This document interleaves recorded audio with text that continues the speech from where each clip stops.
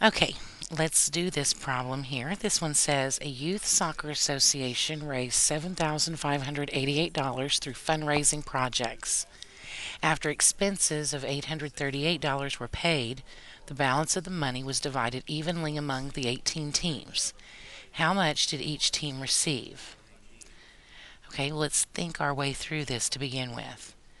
If we have a certain amount of money and we take out our expenses, and then we talk about the balance, what operation is that we're trying to do there? Well, that we would have to do a subtraction. So if we started out with $7,588 and we took out our expenses of $838, we're going to end up with our balance, or what's left of the money. So let's see, 8 minus 8 would be 0. 8 minus 3 would be 5. Now we're going to have to borrow.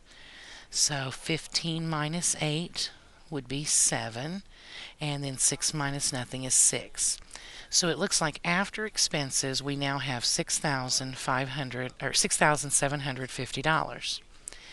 Now if we're going to divide that evenly amongst 18 teams, dividing it evenly means division. So we're going to take our $6,750 and divide it among those 18 teams. So let's see, in order to do this division, we have to start with our divisor here.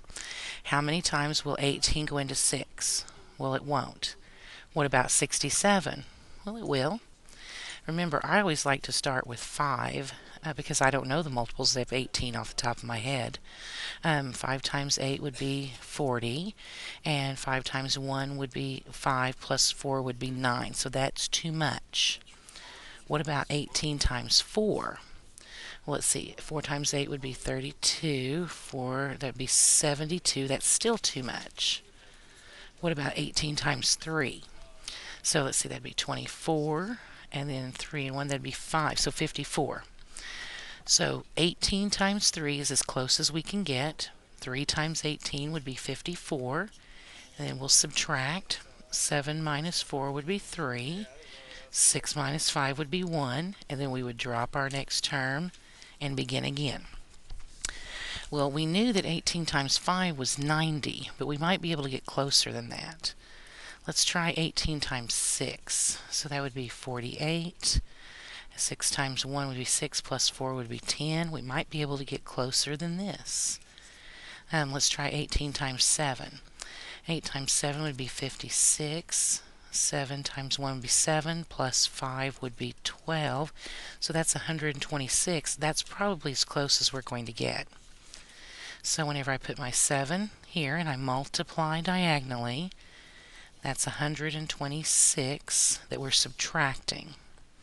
So let's see, 6 can't be subtracted from 5, so we're going to have to borrow.